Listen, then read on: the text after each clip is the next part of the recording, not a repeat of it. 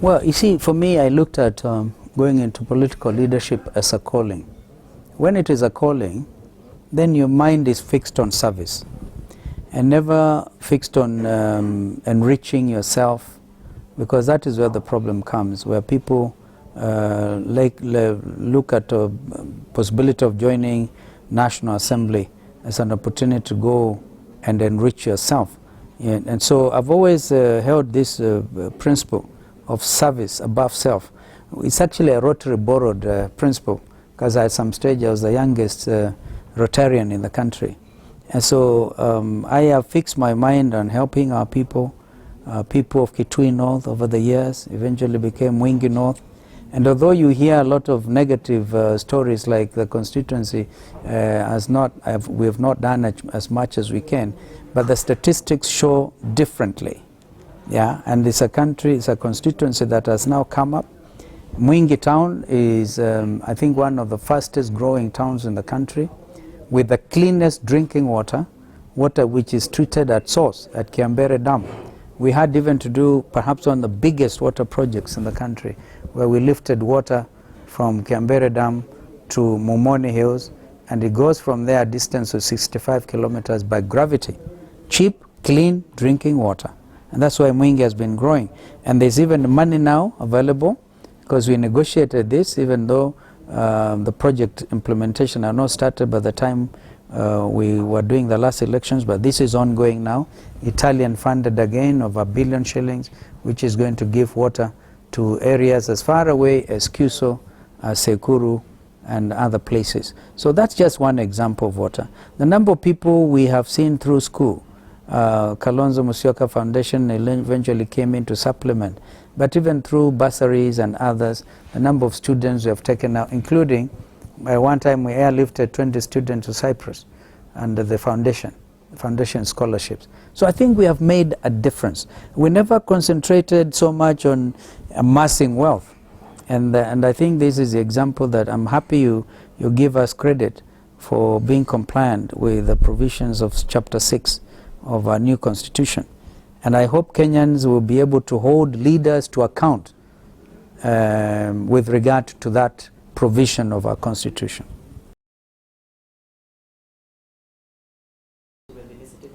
Definitely, that is our hope. Of course, the most important thing is that we give priority or give opportunity to the youth of this country. Before the airlift, I can tell you that as Member of Parliament for Kitui North and Mwingi North, I assisted so many of my own constituents, because then I was concentrating as Member of Parliament, and we must have educated over 2,000 through the bursary scheme, which had nothing to do with Kenya government funding, exchequer funding. These are friends from outside of the country, mainly from Cyprus, who are helping us with that funding. And that has made a difference in the lives of Kenyans. And eventually universities in Cyprus giving us this opportunity. Now that I'm actually the honorary consul of the Republic of Cyprus, and this has is history in those kinds of things. We have a district hospital in Sekuru, which again was built with this kind of friendship. People of Cyprus helping us. So Sekuru District Hospital today is one probably of the very good hospitals in that constituency, and anywhere else, I think, at that level. So we've been able to help build manpower. I know that we are stressing infrastructure development these days, like the Grand Coalition government, when we did quite a bit to open up, like, Nairobi, for instance, by doing the northern bypass and the southern bypass, and still our long-term or short-term objective. In my view, we should have opened this Mombasa, Nairobi dual carriage as a matter of urgency. Those in government right now, if they fail to do it, I want the Kenyans to know this will be a priority, even as we look to the future in terms of the next coming election. And today, you come to talk to us, where we've had just concluded two days of very extensive, open dialogue with regard to repositioning, rebranding of our party, Wiper Democratic Movement. Of course, our intention is now to capture the leadership of this country as a party. And today, we have given the country a very, very new team. New Secretary General, because you know we had lost our late brother, Kalonzo, so that has now gone to Senator Omar Hassan, very young, vibrant Kenyan, a senator from Mombasa. And we've been able to get Honorable Awiti Ezron, who is our member of parliament as well for Nyali, to be the new treasurer, and rebranded literally, brought in new blood, Martin Kamwaro from Narok, a prominent lawyer in Narok, as one of the vice chair, Victor Geto from Kisii as one of the vice chair, and of course Mutula Jr. also to be part of that young team, and a very able Deputy Secretary General, Senator Judy Sijeni, and Peter Mavuki is member for East African Legislative Assembly. So a very young team that is able really to prepare for the future. But that apart, the youth of this country need recognition. But before they are recognized, they need to be empowered. And so we have also created a very, very youthful approach. The director or if you're secretary for youth empowerment, a young man from Kilifi called Abdikadir, will now form a strong team of the party that will project, and I hope that Youth TV will be able to work with this very youthful team as we enlarge and carry out programs of our party in preparation for the next general election. Similarly, we come up with a very strong women empowerment team through Honorable Rose Musyoka, the women counter rep for Makueni, who is spearhead that as Secretary for Women Empowerment. Therefore, the Women League, Wiper Democrats, Wiper Women Democrats, will form a very strong team, their own organization, cover the whole country, and preparation for the next general election. So this is what we've been doing here, and we thank Youth TV. You're one of the young TVs to have received through Signet, I'm told, coverage countrywide, and we hope you can continue in the tradition of free media so that the country, the people of this country will begin to continue to deepen their democratic experience and also be able to open the country for further development, particularly as we target the youth. Well, you see that we cannot say it is me at this stage because we don't want to lock out other people who might want to get the party ticket. But you can take it to the bank. I will be asking for that nomination from the party. I think we need to develop a culture of constitutionalism. We have a brand new constitution, and you started by making reference to a very important chapter on the values of the nation. We also need to have proper values so that we can have a nation that is devoid of corrupt practices. Any leadership that reflects corruption is fairly in contradiction to the very constitution itself. And a lot of these leaders will have sworn to uphold the constitution. I think if they swore to uphold the constitution and they continue to engage themselves in corrupt practices, that is not only in derogation of those constitutional values, but I believe it is like bringing a curse upon themselves. Yeah, because you cannot swear. You're swearing before the Almighty God, and then you go and do strange things that demean your position. Therefore, we will, as a movement, a Wiper Democratic Movement, together with our coalition partners, ODM, and also Ford Kenya, work very closely together to prepare for the next general election, because we recognize that coalition politics is actually a reality in this country. We will be also looking possibly at forming what we had as NAC, where that between ODM, Wiper, and Ford Kenya, we field candidates, one candidate in all the constituencies and all the senatorial and gubernatorial constituencies, but having done a proper and thorough nomination exercise, so that whoever emerges victorious will carry, right, will carry the flag of CORD. This is actually what Jubilee have done, but they borrowed that idea from NAC, and even what we have been doing right now. We have a candidate in Kajiado. It's an ODM candidate, and you must have seen me wearing ODM colors, campaigning, because it's a coalition candidate. The only thing we probably will do is to give him a CORD ticket and not an ODM ticket. That is the difference.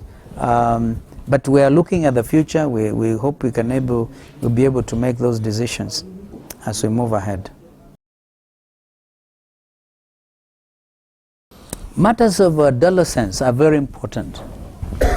And here allow me to address young Kenyans aged between say 10 years and say 27, 28 years. This is where they're very active. For instance, there is an age of opportunity between between 10 and 14 years where the youth are not sexually active. We must save, because that is a very critical age where even the problem of HIV and AIDS does not seem to apply. But when become sexually active, it probably will have lost. I want to urge parents to remain very close to the children who are aged between the ages of, say, 10 and 28. Because this is where the problem is.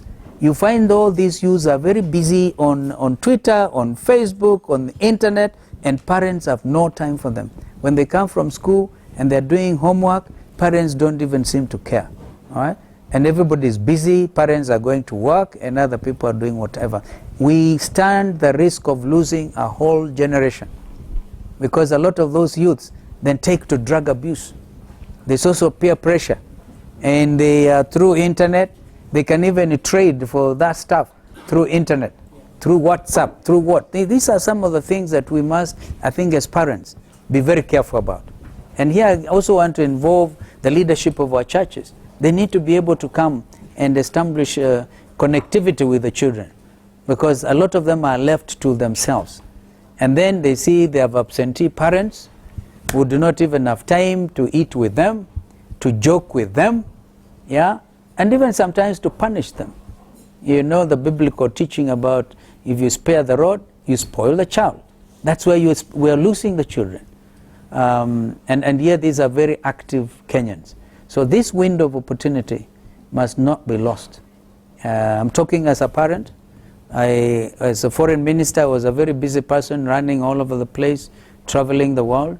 And whenever I would come, I remember one time I arrived and one of my little kids asked me, and I just come into the house, "Papa, where are you leaving for?" I felt very bad, because they only knew a person who arrives and leaves. Okay? So you can lose your children. And I decided to change my mode of operation. My wife will be doing homework with them, and whenever I come home, I will probably spend time over Christmas, maybe even over other Easter and other times. Whenever people have opportunity to spend as families with their children, I want to urge Kenyan parents to take this responsibility very seriously, because there's this other counter force now. It never used to be there. Children will even spend time with their grandparents, and they are told, those age-old sayings and wisdom that will be passed from one generation to another generation. We now run the risk of losing all that, because what children are treated to is nothing but stuff through the website, through the internet, and it's influencing their outlook to life, sometimes in a very negative way. Yes, I think you're referring to Klein, who has been very close to that group. And Klein is gifted in music, and you allow children also to develop what they like. So some in my family are lawyers, others studied other stuff. Like Klein is very good in media as well as music. I think parents must also allow their children to come up that way. But we have children who are living under great difficulty. The slums, which need urgent upgrading, And even before outsiders come to help us, we as Kenyans need to be able to reach out to our children. And I would encourage parents to really look at that and allow a situation where you can even have missions out there, reach out to these children in gutters and places. We don't want to have gutter, reference to gutter. We don't want to go the American way. We don't want to allow that situation. This is why we are stressing, and Okoa, Kenya, for instance, the need to lift our people out of poverty, on the need to make sure that we all uphold values that are important. Freedom of the media, and particularly independent media, so that we don't go backwards. But again, in terms of youth empowerment, in our primary schools, in the villages, yeah, even as we try to reach them with electronic gadgets, let us not lose them.